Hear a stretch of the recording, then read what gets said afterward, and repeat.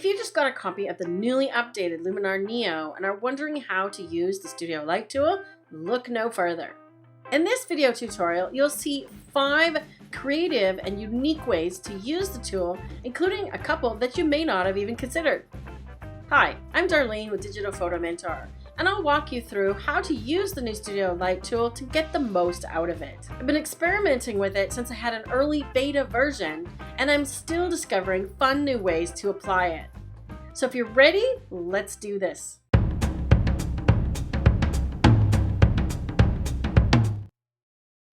Use number 1. In its simplest form, this tool is designed to add light to the face in a portrait. Let's take a look. To find the Studio Light tool, scroll down to the Portrait section, and it should be the first one on the list.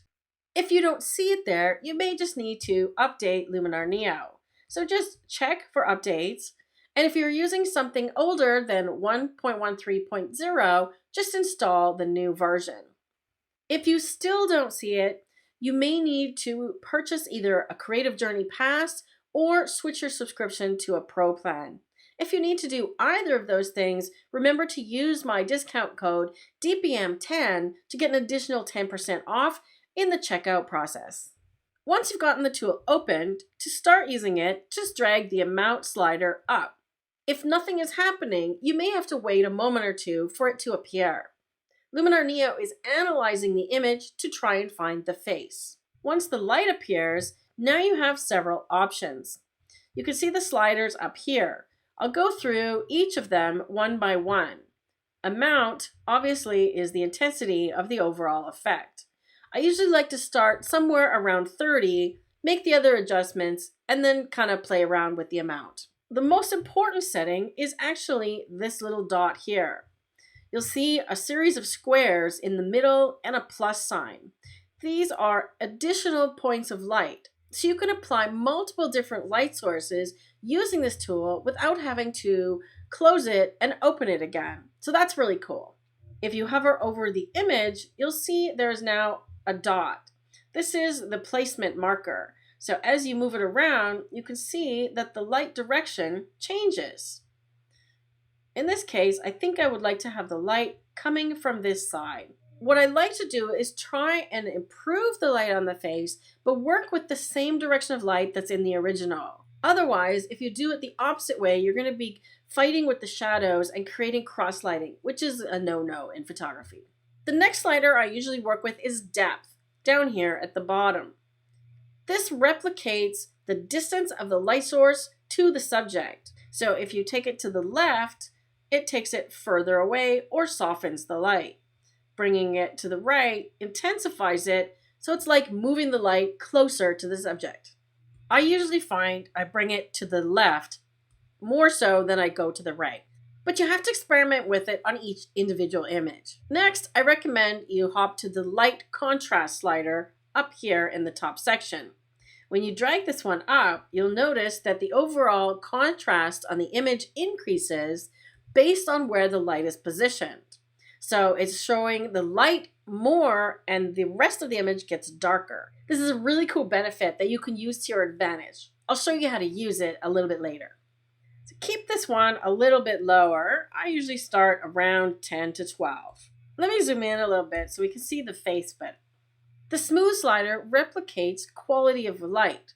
When you drag the smooth slider to the left, you'll get more intense and dramatic shadows, like so.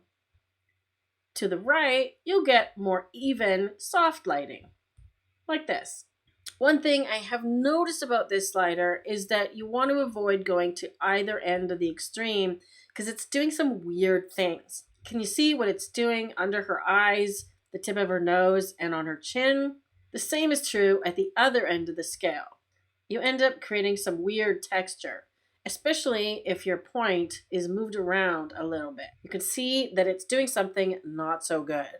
So placement of the light is key, and I recommend keeping between about 20 and 80 on the smooth scale. I want more drama on this one, so I'm going to go to the left. Add a little bit more contrast, zooming back out. I want to see the whole image. In this case, I want to brighten it a little bit because I don't want to go so dark on the background, and maybe back off a bit on the contrast.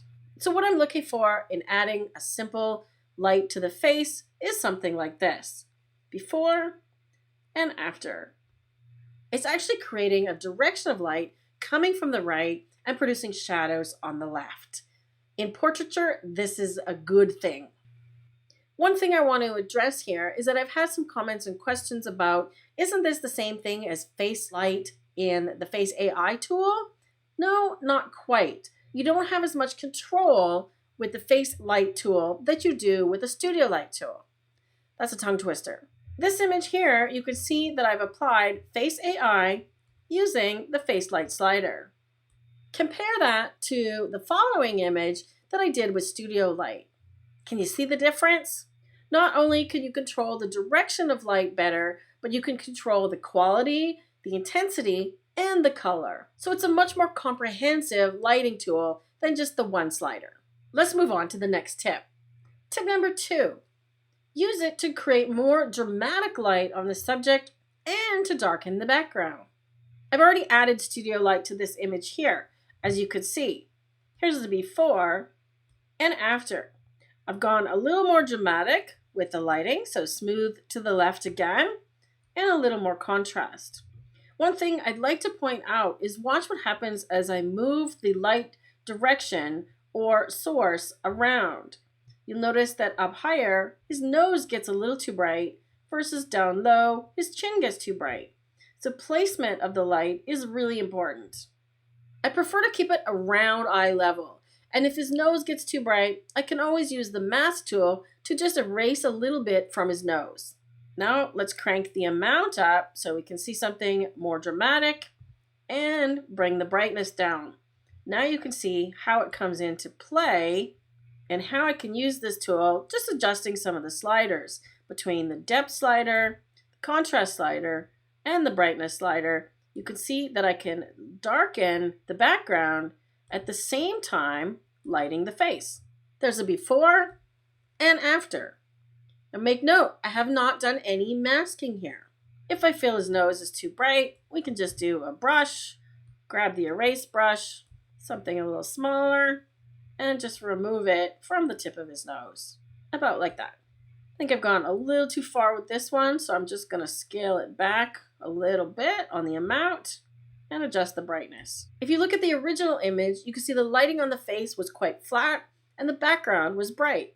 Now he's got directional light and some contrast on his face, and the background has been toned down with one tool.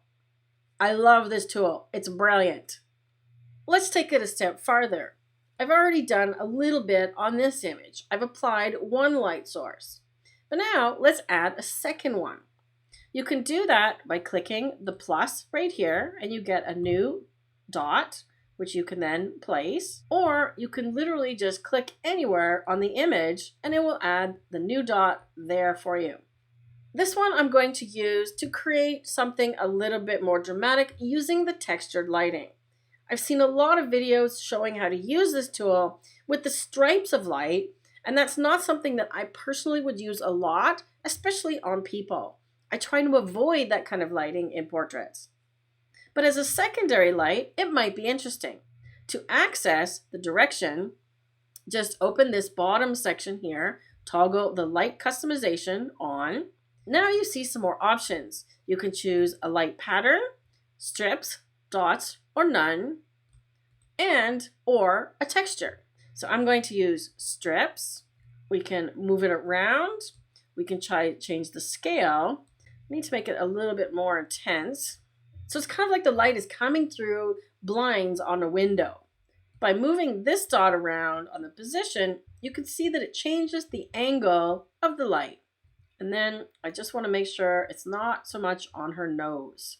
Once again, we can mask it off her nose, but keep in mind that if you do two light sources in the same tool or the same instance of the tool, you'll be masking both of them.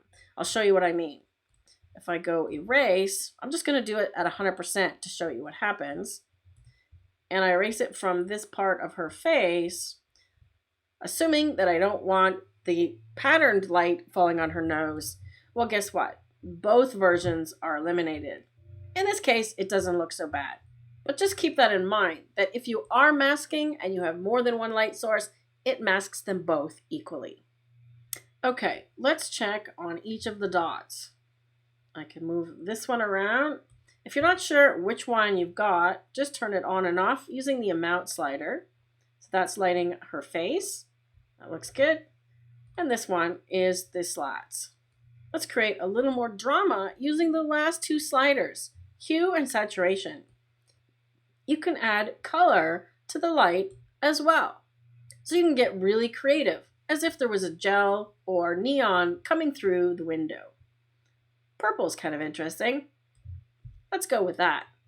Now you can see the before and after is quite a dramatic transformation. Again, using just one tool. How cool is that? Before I move on to the next tip, I just want to mention that I'm going to give you a little bonus towards the end of the video, so stick around to the end, and I'm going to show you some pitfalls that you need to avoid. Tip number 3 is don't be afraid to try this on non-portrait images. Even though this tool is in the portrait section of Luminar Neo, it works on just about anything. Let's see how it applies on this image of the flower. I've applied the basic sliders. And now let's see what happens as I just move this around. You can see that the light direction changes the look of the image completely.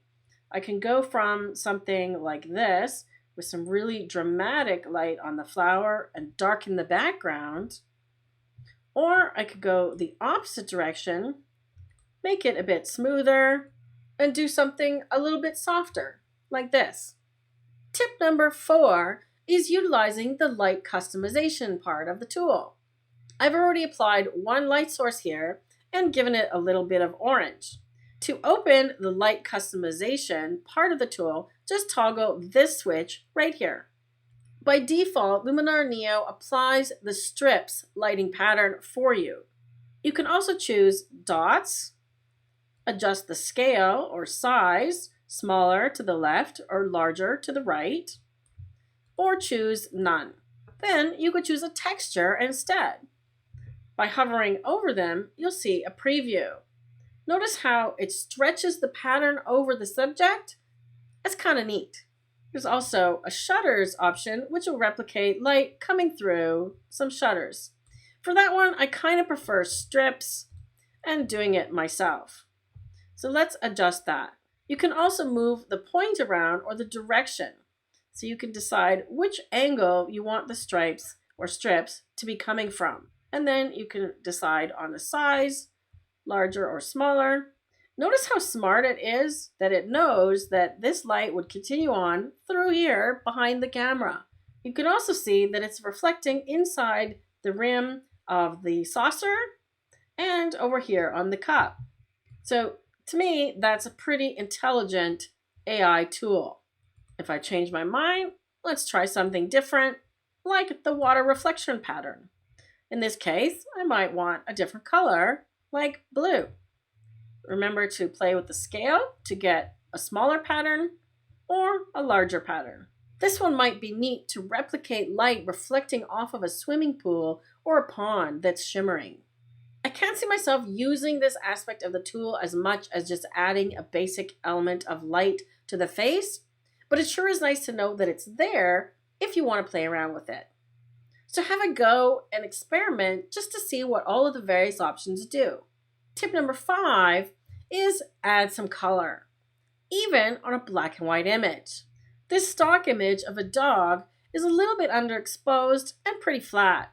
So I wanted to use the tool and see if I could create something a little more dramatic. So let's add some red light and put it on this side of the dog. Then let's add another one and put it over on the other side and make this one blue. How about something like this?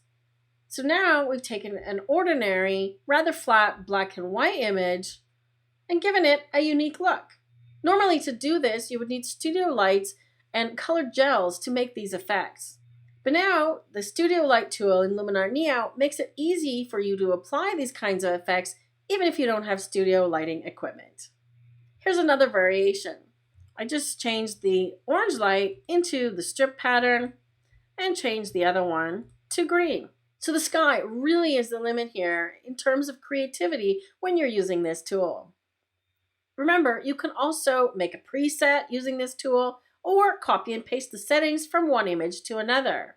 For example, I can copy the settings from this dog and paste them onto this dog.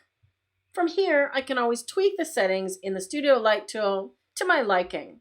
But copy and pasting goes from this to this really quickly and gives you a really good starting point. Please remember to give this video a thumbs up, subscribe to our channel, and hit that notification bell so you don't miss any of my new videos. And remember, sharing the video on your social media helps us grow our YouTube channel, and we really appreciate your support. Okay, time for the bonus tips. Pitfalls to watch out for and avoid when using the Studio Light tool. The first thing I want to make you aware of is positioning the light. It's very important that you get it on the right side, but also watch what else it's doing. In this case, notice that it's lighting up her hat and her arm. If I go over to the right here, it's doing some really bizarre things to her arm. Let me intensify it a little bit more so you can see. Can you see that? So really pay attention to the entire image as you move the direction of light around. And remember that if you like what it's doing on the face or part of the image, you can always mask it off another area. I'm going to do just that here. I like what it's doing on her face, but not to her arm. So I'm literally just going to paint it in to her face. I got a little bit of the hat there, so you have to be really careful when you're painting that you don't go over. That's better. The second thing to watch out for is the smooth slider. I mentioned before, watch out for the extreme ends. See? That's not so good. So just be careful when using the smooth slider. Keep it somewhere in the middle. I found that it works really well in the mid-ranges, not so much on the edges. The next pitfall to watch out for is overexposure. When you bring the depth slider up, it's like bringing the light closer to the subject, and it's really easy to get overexposure really fast. Just hit the J key on your keyboard and you'll see the clipping warnings in the highlight areas showing up as red. That's overexposed. So if you're getting that, you either need to adjust the brightness or bring this depth down until you get the exposure back under control. If you want a copy of my free Luminar Neo keyboard shortcuts cheat sheet, I'll put a link in the description area below for you. The last thing you want to watch out for is if the light picks up things like hands or body skin. In this example image, you'll notice when I turn up the amount, it's picking up not only her face, but the flower and her hands. If I move the dot around, you can see what it's doing. You can also see, if I zoom in a little bit, that the direction of light is changing her face significantly. So that's something also to be aware of. Again, I mentioned the position of light is important for shadows, but it also tends to sometimes change the appearance of the face. So it's really careful that you pay attention where you're putting the light source. But see what it's doing to her face? Her face looks different. So be conscious of that when you place the light. See what that's doing? So if I like the background and everything else, you can just gently mask it off the hands or the body to compensate a little bit. That's better. So let me ask you this. Can you see yourself using this tool? I even used it on this image of my cat. I could see myself using it a lot. What kinds of images are you most excited about trying it out on? Did you get any ideas from this video? Tell me in the comment area below. If you enjoyed this tutorial and my style of teaching, check out Luminar Neo, the complete course, for more extensive Luminar Neo learning experience. If you'd like to watch another video here on YouTube, click one on the screen now. And until next time, have fun experimenting with the Studio Light tool. Take care.